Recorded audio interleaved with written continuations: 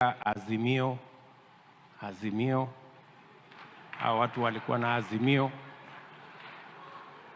Sasa nikapata kidogo wasiwasi kwa sababu kule kwetu azimio ni mambo mengine.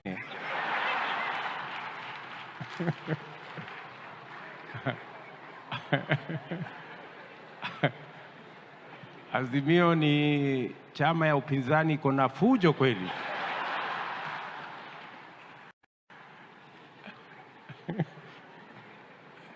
Lakini hata hivyo nimeelewa tena kwamba azimio kumbe anaweza kuwa ni mambo mazuri ya makubaliano.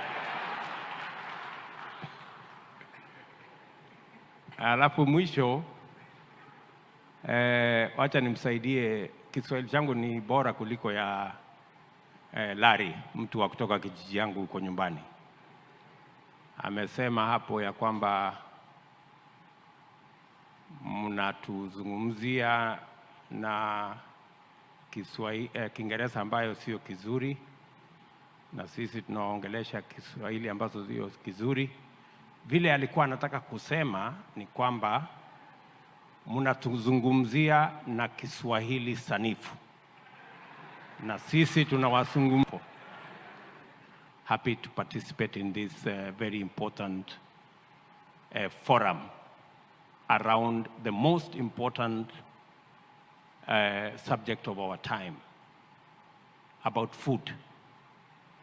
In fact, I will tell you that the last campaigns in Kenya were centered around food.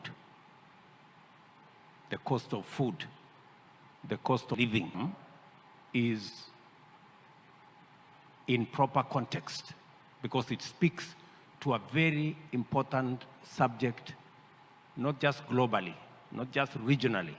Even in Kenya, it's a very important subject.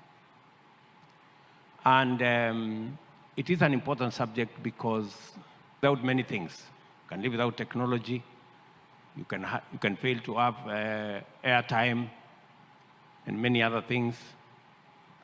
But food is something very emotive, and therefore it is important.